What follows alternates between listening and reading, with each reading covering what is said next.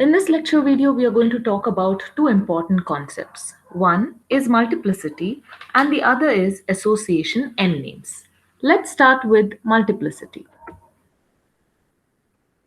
So multiplicity actually specifies the number of instances of one class that may relate to a single instance of another class which it is associated with. So we have already seen how classes can be associated by showing that one link or connection called as association between classes. Now every class can have instances or objects. So multiplicity defines how many number of objects of one class can relate to one single object of another class. So multiplicity actually puts some kind of condition or constraints on the number of related objects between associated classes. So multiplicity can be either one or many and so on. Let's look at the UML notation for multiplicity. UML diagrams explicitly lists multiplicity at the end of the association line. So the UML specifies multiplicity with an interval such as say 1 or 1 dot dot star which stands for 1 or more, 3 dot dot star 5 which stands for 3 to 5 inclusive and so on. So when you say 1, you mean exactly 1. When you say 1 dot dot star, you mean 1 or more than 1. That means at least 1. When you say 3 dot dot 5, you mean 3 to 5 including 3 and 5. So this way you can denote multiplicity using any of these notations. So remember that when I say 3 and 5, you can use any other numbers as well here. All right. Or if you just use the notation star or asterisk, it stands for 0 or more. So this is how, this example tells you how you denote multiplicity in UML. So this as usual is your two classes, company class and employee class. By now you know how to identify classes in UML notation. You can see there is a line connected between these two classes to say that these two classes are connected, and when you connect two classes, the connection is called as an association. So you can see at the end of the association you have these numbers denoted here which indicate multiplicity. At the end of the association towards company you have the number 1, and at the end of the association towards the employee class you have 1 dot dot star. This stands for exactly 1 and this stands for 1 or more, 1 dot dot star. So you have multiplicity examples here. 1 means exactly 1, that is neither 0 not more than 1. 0 dot dot 1 stands for 0 or 1. Star stands for many. 0 to star stands for 0 or many. Even if you give star, you can actually, based on the definition, you can also imply it to be 0 or many. And 1 dot dot star implies 1 or many. So if I try to read this notation, when I try to read, let me read from one way first. So a company can have one or more employees. A company can have one or more employees. Let us read it from the other way round. One or more employees can belong to one company. One or more employees can belong to one company. This is about readability of multiplicity when used in UML at the end of association lines. Let's look at a few more examples here. But before I take into these examples, let me take a look at this one. This is what we saw in our previous lecture video. So this diagram here illustrates many to many multiplicity. You can see star at both the ends of the association. So that means that if I read it from person to company, it means that a person can own stock in many companies. Okay, if I read from this side, you can say a company can give its stock or sell its stock to multiple people. So when you read, you omit this end of the association. Okay, so if I start from here, I say a person can own stock in star means multiple companies. So you can see here Sue is owning stock with GE as well as IBM. So if you look at from this end, then you skip this notation. Okay, a company can sell its stock to multiple people. So here you can see GE has sold its stock to John, Mary, Sue. This is how you read UML notation when you use associations and multiplicity. Take a look at more examples. So this diagram shows you the class diagram as well as object diagram for multiplicity. So here you can see these are two classes, that is you have the class by name country and you have another class by name capital city. So you can see the UML notation these classes is the name of the class in the first compartment of the box followed by the attribute. The attribute listed here is only name. So you can see this is an association. This line is called as association. It has a name. By name has capital. That's the name of an association. That's how you indicate the name of an association. That is, it is italicized.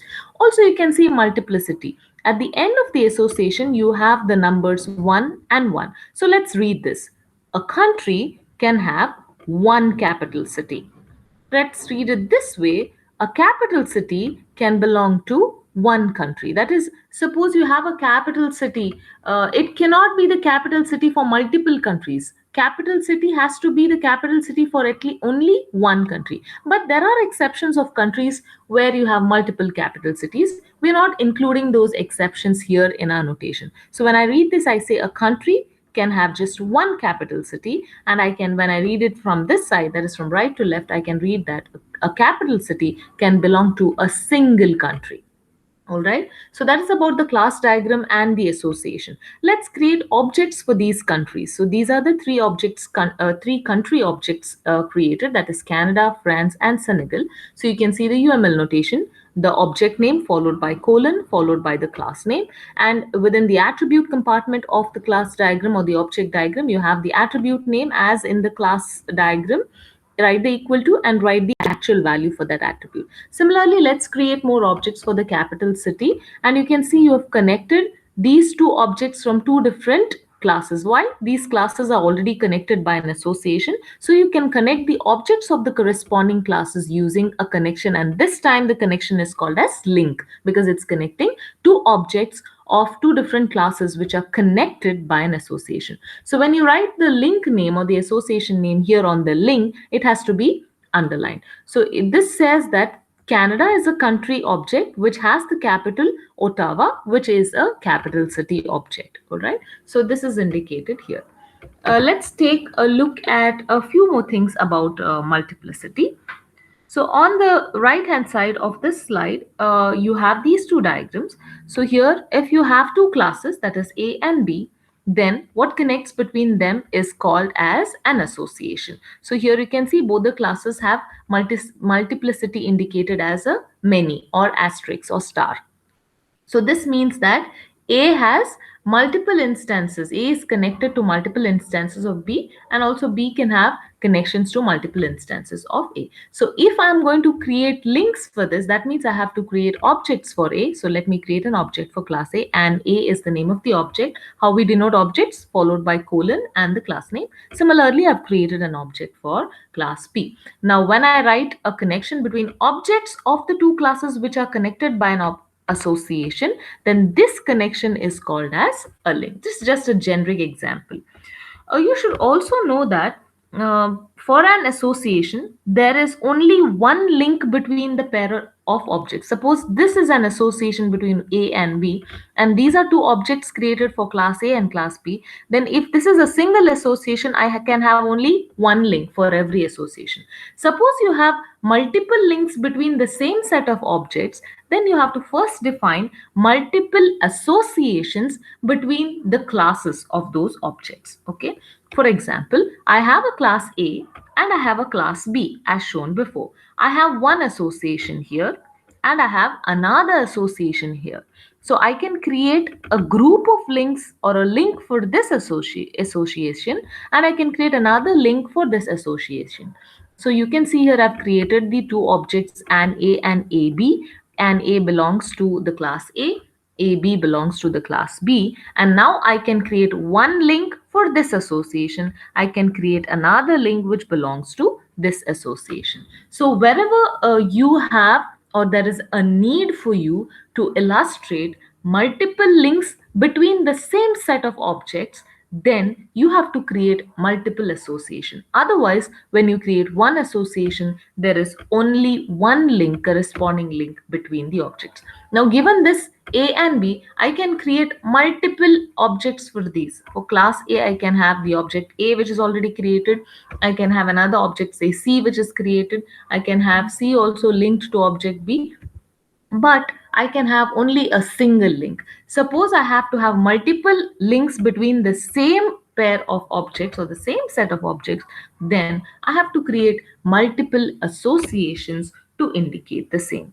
So in this lecture video, we have seen what multiplicity is and how we denote multiplicity, and what are the different notations used. You can have exactly one, you can have zero or one, you can have multiple numbers indicated by asterisk, you can have zero or more, one or more, and so on. Usually multiplicity will appear at the end of the association link connecting two classes or objects, and you have to, or you can have just one link between the same set of objects which are associated, whose corresponding classes are associated. Suppose you need to have multiple links between objects, make sure you have the corresponding number of associations between the classes whose instances these objects are.